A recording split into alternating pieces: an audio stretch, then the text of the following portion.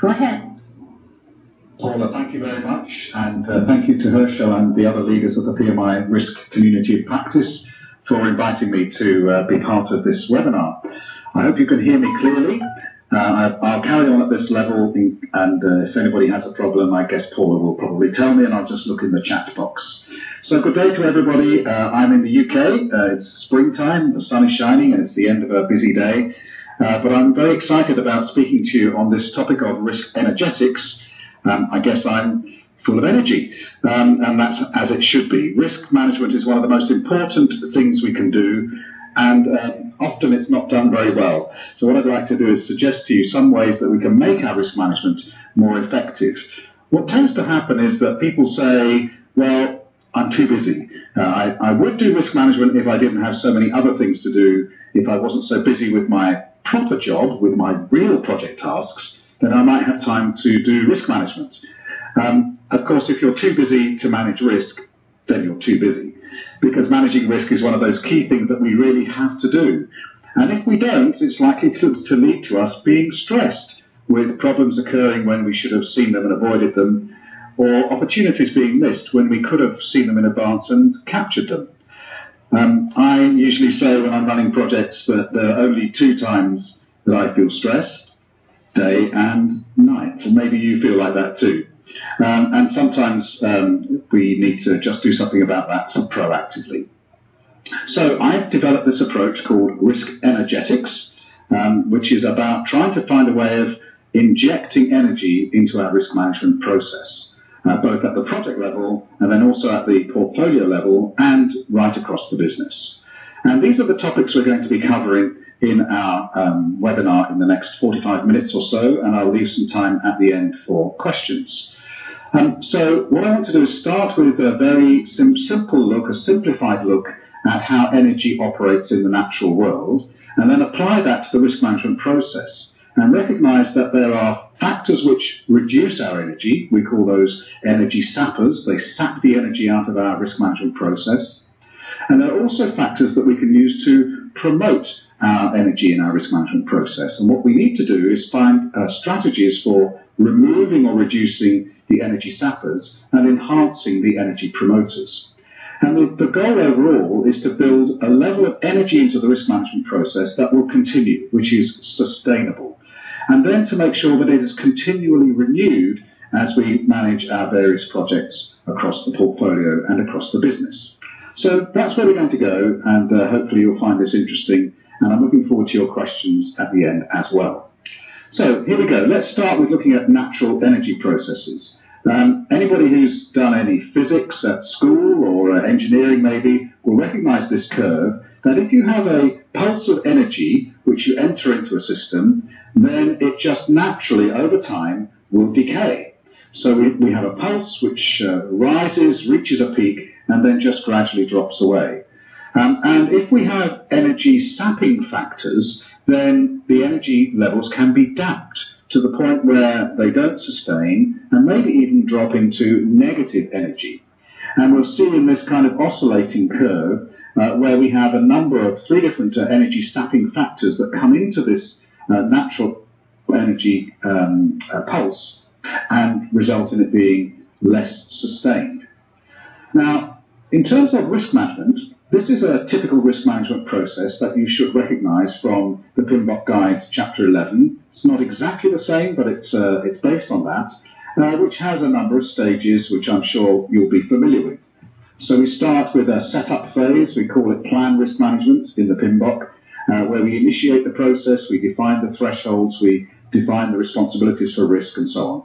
And then we move into a cyclic process where we identify risks, analyze their importance, determine what we're going to do, planning risk responses, then implement the responses. And just by the way, that stage of implementing responses happens to be missing from the PMBOK Chapter 11 risk process, which I think is a mistake.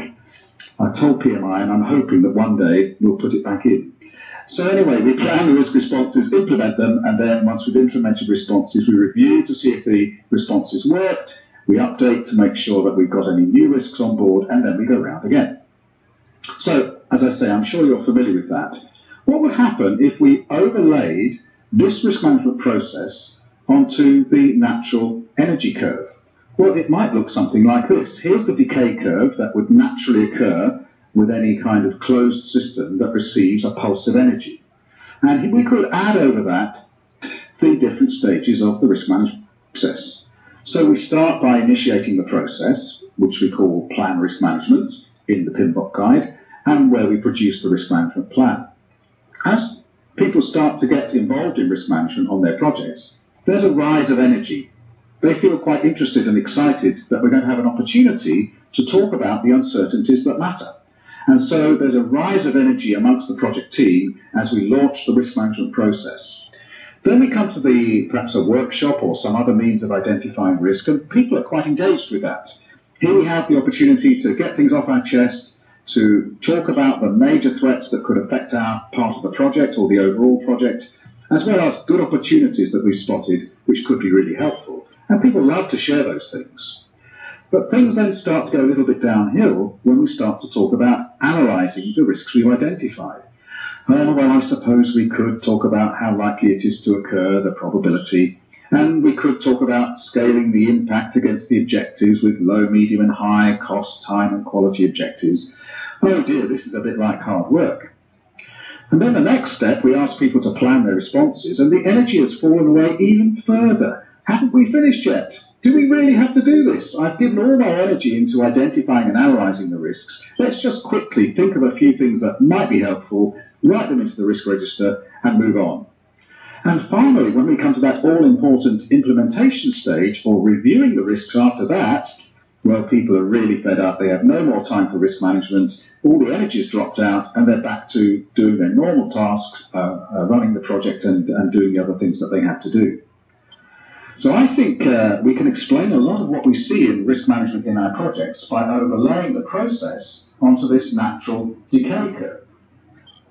Of course, things will be even worse if we had the presence of these energy sapping factors, which would damp the energy actively in the risk management process in our project. And we find that perhaps even during risk identification, people lose interest very quickly, and that energy level stays low and maybe even becomes negative to the point where people oppose the risk management process and are hostile to it. So we have a problem. What we really want is what I call the desired curve, where we don't allow the energy levels in our risk management process to drop away. So what we're looking for is to sustain the risk management energy at a rather high level, and that requires us to put more energy into the risk management process as we go through our projects. And you'll see there are two particular places where I think we need to have maximum energy, maximum engagement from the project team in the risk management process. And that's in the identification phase and the response planning phase. These are the two parts of the process where we need maximum energy, maximum engagement, where we need people to be thinking creatively. What could go wrong with our project? Where could we do better and things might go well? Those are the all-important questions in the identification stage, and we really need to engage with that and keep the energy up. We might be able to allow the energy to drop a little during analysis whilst we go through the routine steps of assessing probability and impact. But then again, we need an injection of energy, an injection of innovation and creativity when we start thinking about what are we actually going to do to respond to these risks. And so the plan responsive stage needs to have extra energy in it. And of course, as we get into implementation and the ongoing review, we need to keep the energy up. So I think we've got two things that we need to think about here. We need to find the factors which sap energy out of the risk process and try to remove them or reduce them. And we need to find factors that will promote energy or inject energy into the risk process to keep people engaged. If we don't do that, then we're likely to find we have problems. So here are two things that we could do to move from the natural decay or maybe the damped curve to the desired risk energy levels to make sure our risk management is effective. We can reduce the energy sappers and we can enhance the energy promoters. And those are the two areas I'd like to focus on for the rest of the webinar. If you have a house and you think about energy in your house, you'll know that it's important to understand where we could lose energy in the house, and there are a number of different places. This is a typical house in the UK where a quarter of the energy is lost through the roof, and a third of the energy is lost through the walls, and 15% is lost into the ground below. And these are interesting figures, and so we need to put insulation in our roofs in the UK.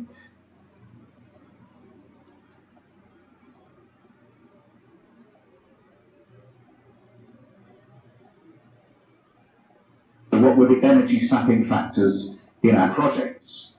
And if you're like me, it's very common to hear these kinds of things that people say. Well, the risk process takes time and it costs money, and I don't know if I'm really getting value for money out of it. And the responses cost money as well, and then we're responding to things that may never happen. And anyway, I tried risk management once and it didn't really work. It's just scaring people with things that might never occur. And I'm far too busy managing issues, things that are problems already on my project. I don't have time to think about things that may never occur. And anyway, it's too late on my project because all the risks already are built in. And risk management is my day job. It's just common sense. You probably hear these kinds of excuses for not being involved in the risk process as often as I do. But each of these different excuses, or maybe reasons, have answers. And we need to be prepared to talk to people and defend the risk process against these accusations or criticisms. So yes, the risk process does take time and money, but managing risk will save more time and money because we have fewer threats turning into problems and more opportunities ending up in captured benefits and value.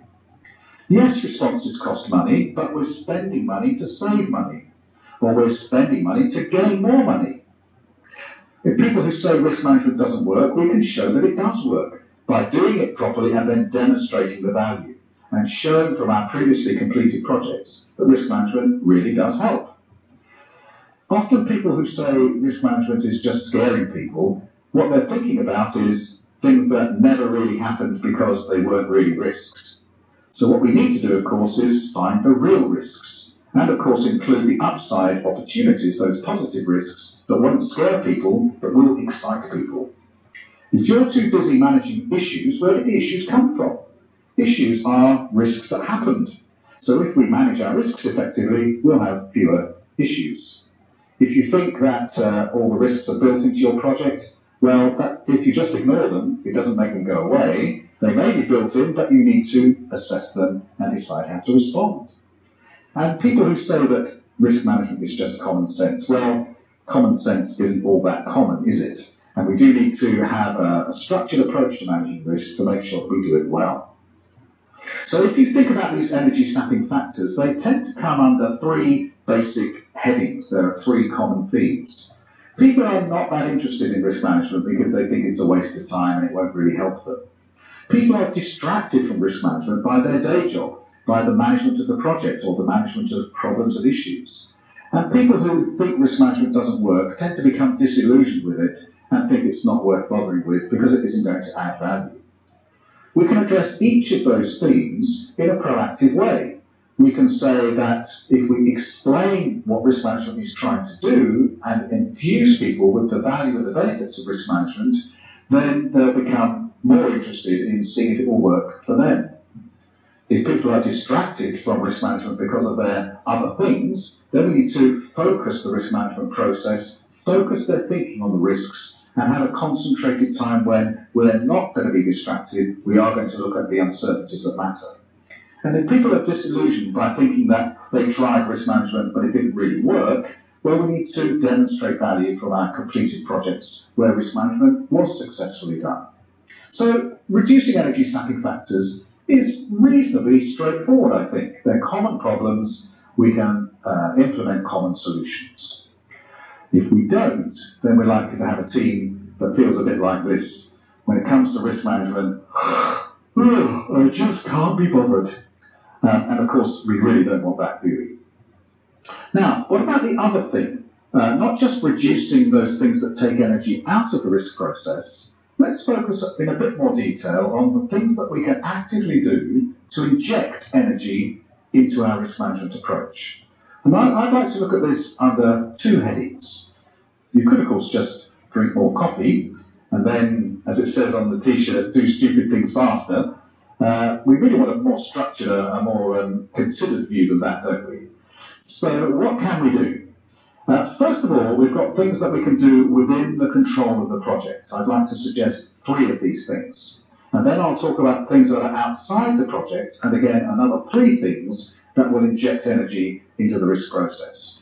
And the first thing we can do that's within our control is to have a good risk management process. Some people's approach to risk is just a nightmare. It's a spaghetti mix of all sorts of complex arrangements and briefings and reviews and reports and cycles back and all sorts of, it's just far too difficult. What we need is something much simpler, perhaps as we've looked at before, the sort of process that's in the PMBOK guide. What we want from a good process is something which is simple, something which will enable us to maximize our efficiency and minimize that bureaucratic overhead. We also want something which is scalable and reusable. So we put templates in place that enable us to do those parts of the risk management process over again easily. And we make sure that the process is scaled to the risk challenge of the project. So we have a simple risk process for a simple project. We have a more robust risk process for a complex project. And of course, that's the purpose of the planned risk management step. So our first energy promoting factor is to make sure that our risk management process is well designed and that it's simple, reusable and scalable.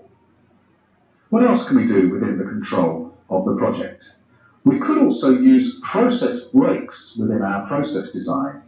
And what do I mean by a process break? Here's the desired curve that we're looking for in our risk management process, the desired energy curve. A process break is saying, well, let's just think about stopping the risk process in the middle. So we might have a risk management workshop in which we identify and analyse the risks, and then you rush on to plan the responses, but people are tired by then. So why don't we just stop the workshop and maybe have a coffee break, or maybe have a lunch break, or maybe even come back tomorrow. And then when we restart, we have a new pulse of energy when we start to plan the responses, and we get that energy level higher again. So depending on the length of your risk workshop, then we could either have if it's a half-day workshop, have a coffee break, tell people to go outside and have a walk and look at the sunshine and do something different for 15 minutes, then come back and be re-energized for the second half of the day. Or you might have a full-day workshop, in which case we take the lunch break, or a 2-day.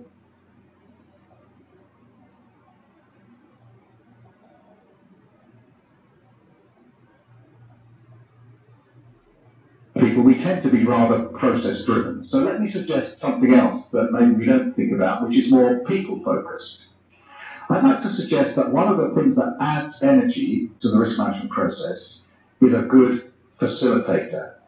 And now the facilitator might be a defined role within your project, depending on the size of your project, so that perhaps the risk champion, the risk coordinator, the risk process manager, you might even call them a risk manager. It doesn't really matter what the name is. This is someone who is responsible for the process to make sure that it's done well.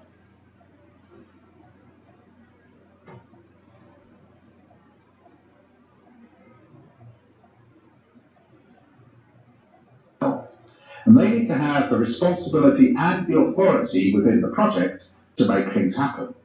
They need technical skills related to project management and risk management to understand what the risks might be, plus people skills to make sure that the workshop and the group operates well together and that they gain people's buy-in and make sure that the energy levels stay up. I sometimes call the facilitator role a beneficial dictator. They will tell you what to do, but they do it for your own good. Of course, there's someone else who tells you what to do, but for your own good, and that's parents. Sorry, I went too far. Parents are very good at telling us what to do because it's good for us. And the point is that the word facilitator comes from a Latin word facilis, which means easy. The point of our facilitator or our risk champion or risk coordinator is to make the risk process easy. So people come into the workshop thinking, oh dear, I wish I wasn't here, I'm far too busy, I'm not quite sure what I'm doing, I don't know why I'm here.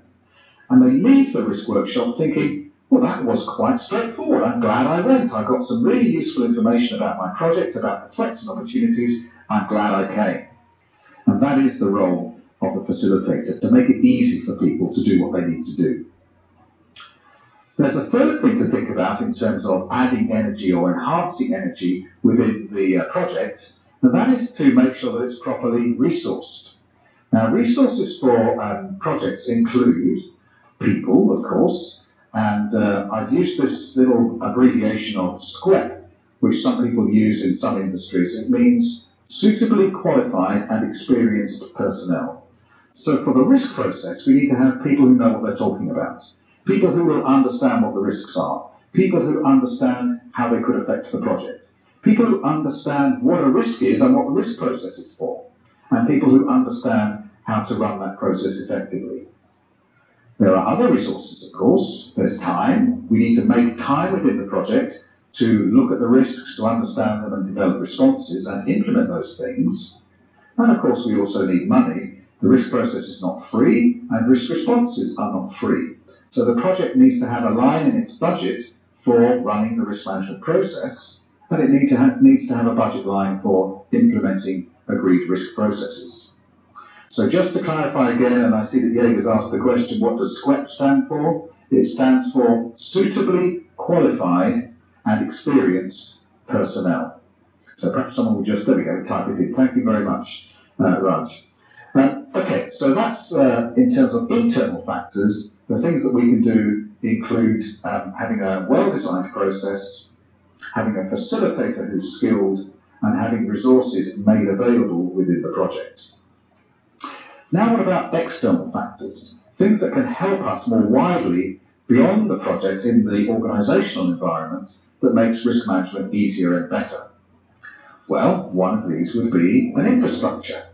We want to have a level of infrastructure, which means tools and techniques and templates and training, all of those things, which all happen to start with T, a level of infrastructure which is appropriate to the risk challenge and which the project can afford and the organisation can afford.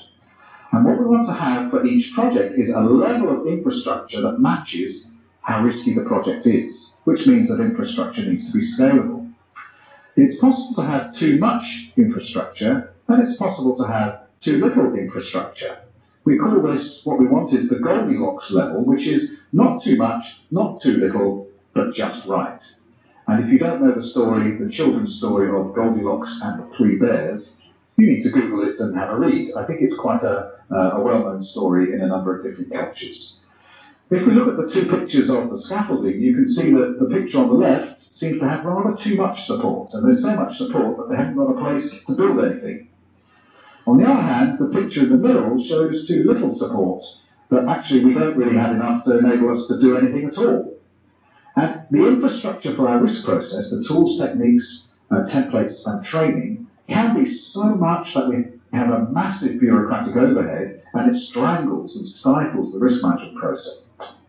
Or we can have a level of infrastructure which is too little and it doesn't support the process in the way that we need, and the process will fall over without the right support, without the right tools and techniques, templates and training. So the second thing that the organisation can do, which is outside of our project control, is to make sure that we have the right level of infrastructure to support the risk process.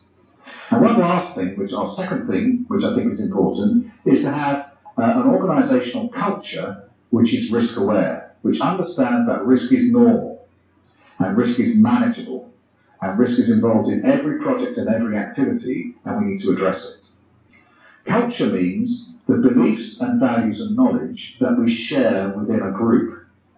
And risk culture is those shared beliefs, value and knowledge about risk. So what do we think about risk? Is it a good thing? Is it a bad thing? Is it something that we welcome or something we're afraid of?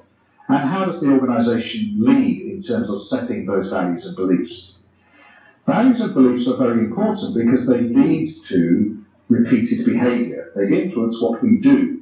So because of our culture, it will affect the way that we actually behave, the way that we act when risk turns up in our projects. And that's driven by the underlying attitudes toward risk. I use the ABC model to understand this. Attitudes, the way we think. determines behaviour, the way we act, and repeated behaviour forms a culture. And that's true of risk as well. The way we think about risk will affect the way we behave towards risk, which will in turn build a risk culture within our project and our organisation. And what we need to have is a culture which is aware of risk, recognises its existence, and tries to do something about it.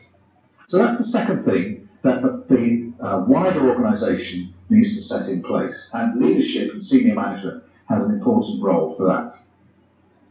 Now, the third thing, management support. It's important that management visibly supports the risk management process in its projects. So here we're talking about the project sponsor or the project owner, maybe the project director, maybe the chief executive or the finance director. At this level, we need to have people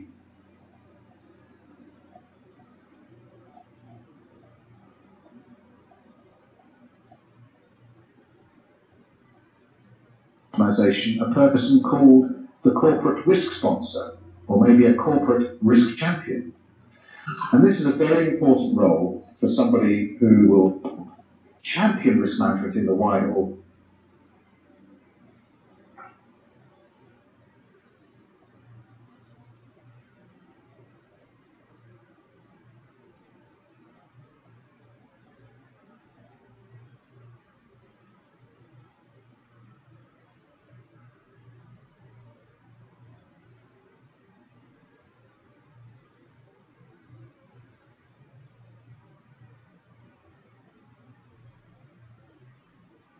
organisation. And what we need to do is to make sure that that management support influences the way we make decisions at all levels within the organisation, not just at the project level, but also for our programs and portfolios, also for our departments, divisions and functions, also for our senior management team and board. Everyone needs to be aware of the risks they're taking, see how they could affect their objectives, and do something about it.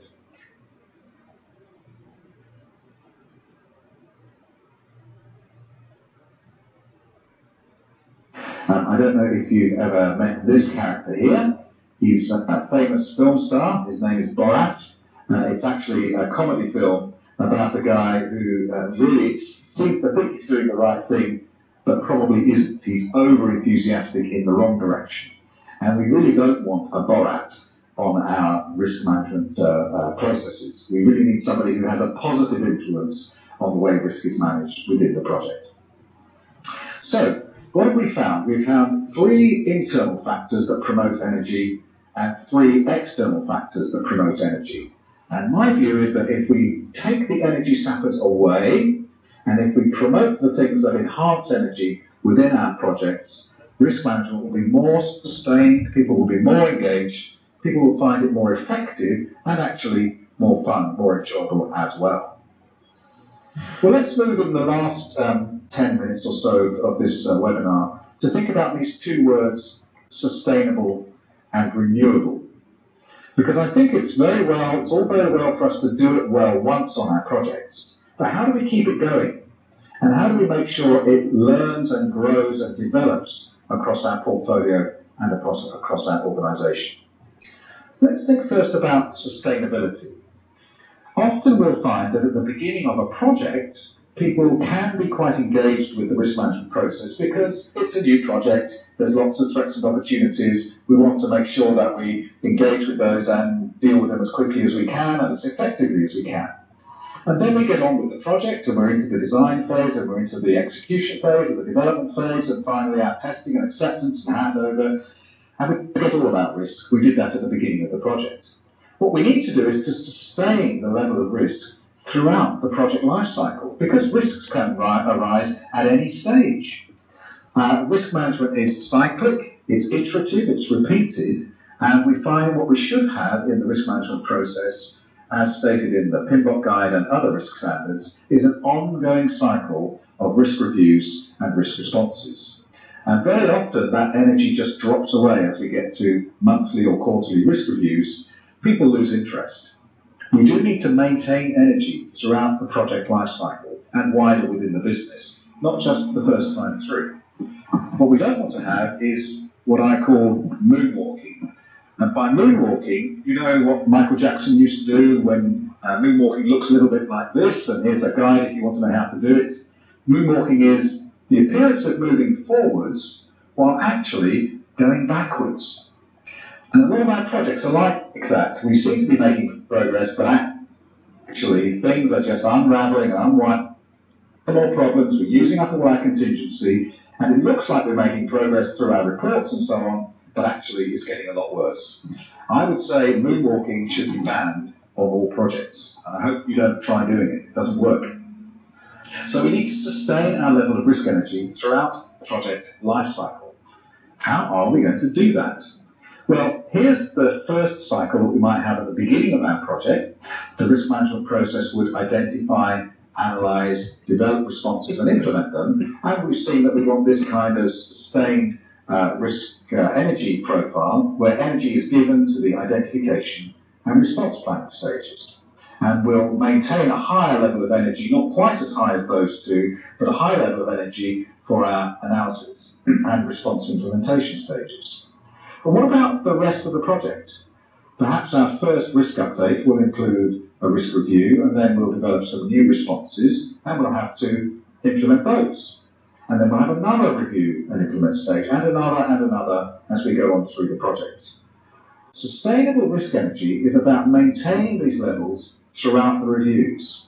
And that means we need to give particular attention to those energy promoting factors at the start of each risk review cycle. If we don't intentionally think about adding energy to the risk process at each new risk review, then people will lose interest because they've done risk management, they did that in the initiation phase of the project. Well, we do need to keep thinking about it and to raise that energy level through the things that we've talked about earlier. And that's how we can sustain risk energy, by injecting it as we go through. What does renewable energy mean in the context of an organisation? Well, we need to think about making sure that the energy levels for risk management are maintained across the whole portfolio of projects. Risk is not just a one-off, single-shot problem. We need to manage risk actively on every element within our portfolio of projects, and not just do it for one project.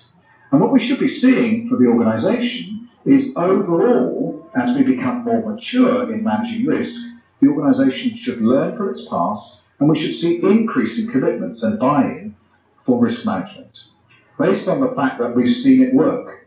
On our previous projects, we've seen it deliver value. And so we have a positive reinforcement, a virtuous cycle, a good cycle, where one project enthuses the next project to manage risk even better. And that's what I mean by renewable risk energy. So here we have one project in our portfolio, and we have a cycle of initial risk identification and response planning, and then a review and another review and another review, and then at the end of the project, of course, the energy level drops to zero as we finish the project with our lessons learned review, our post-project review. What about the next project? Well, if we're a learning organisation, if we're maturing in our risk management capability, then we should implement the same kind of risk management process on our next project, but we hope that the level of engagement and buy-in and enthusiasm would be even higher. So here's a second project which has an initial phase of identifying response planning, and now we have 4 risk reviews, and at the end of the project, the energy level can fall away to zero as we complete the project. And then we would have another project where perhaps again we think of having a higher level of energy and engagement. Renewable risk energy means that as a learning organisation, there is an increasing level of risk management maturity, of risk management capability, of risk management competence. And so as we continue to manage projects through our portfolio, then we get to know what works well on our projects, what stops us managing risk well, what helps us to manage risk better, and we can become more mature in the way that we do it and manage risk more effectively. So that's what we mean by renewable risk energy, making sure that we grow it across the portfolio. So let me wrap up just now, and we'll leave some time at the end for questions. I think there have been some questions posted in the chat box. Now is the time for you to put extra questions in place if you have them. If you just put the word question in capital letters at the beginning of what you type, then Paula and Herschel will pick it out and make it visible to me in a separate chat box that you can't see. So let's wrap up here. what do we mean by risk energetics? We recognise that the natural process, any natural process, including risk management, is subject to a natural decay curve where the initial pulse of energy input is just lost over time. And if we have negative factors in our risk process which sap the energy out, then we have a damped curve where the energy falls away particularly quickly and may even become negative to the point where people oppose the risk management process. There is a desired energy curve where we need to inject energy in to make sure that we don't lose it at the key point in our project.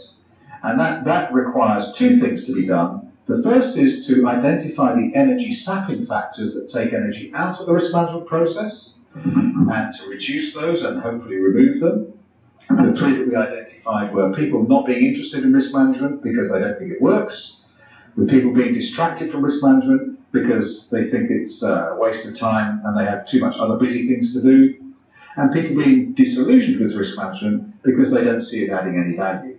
And so we talked about addressing that through education and training to focus people, to make people more interested in risk management, to see how it can help them. We talked about focusing the risk process very carefully to make sure that people are not distracted by issues, problems, or the day job. And we talked about demonstrating value to make sure that we counter that disillusionment for people who thought they did risk management, but it didn't really work for them. The second part of our solution to make sure we maintain the desired level of energy within the risk management process is to enhance those energy promoting factors. Some of them are within our control, those internal factors, the way we design the risk management process. It needs to be simple, it needs to be reusable, it needs to be scalable. We need to make sure we have skilled facilitators with the right technical and people skills to make the process easy, to help people through the process and do it effectively. And we need to provide within the project the resources that we need for the risk management process. The time, the money and the people to put into the risk process so that we have time to and money to and energy to identify risks, develop responses and implement them. And then we saw some wider external factors outside of our project, more organisational factors, which need to be in place to increase the energy level, increase engagement in risk management for our projects. One is provision of the right level of infrastructure. Not too much, not too little, just right. The level which matches the risk challenge of our projects. And infrastructure means tools and techniques and templates and training. We need to make sure that we have a risk-aware, a risk-mature culture. The way that we think and believe about risk will shape the way that we act towards it. And senior management have a particular role in forming the culture that our projects are embedded in, and that includes the risk culture. The way we think about risk will determine the way we act towards risk, which will build the risk culture. And then the third external factor is to make sure that we have the right level of management support, which is visible, which is senior, which is committed, which people can see means something, and so that will encourage them to do risk management properly. If we reduce those energy sappers, if we enhance those energy promoters, and do that throughout the life cycle of our project, we'll have a sustainable approach to managing risk within our project. If we do it for every project in the portfolio and learn from our past experience, so we have a maturing level of risk competence, then we'll have renewable risk management. It will refresh itself as we go on from one project to the next, as we learn from the past to benefit the future. So I think risk energetics is a useful way, it's a picture, it's a metaphor, to think about how we can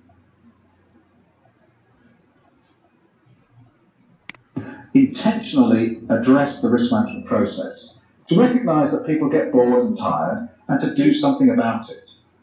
And if we do it in an effective way using these things that we've talked about in this presentation, I think we can create a sustainable and renewable high-energy risk management process that really works. Well, I hope you found that useful and interesting. I'm very happy to take questions now. These are my contact details, and I'm happy for you to take down my email address and to send me an email if you have other questions after we've left the webinar. If you go to the Risk Doctor website, riskdoctor.com, on the contact page, there's a question form where you can submit a question and I'll receive it wherever I am in the world and respond within a couple of days. And so there's lots.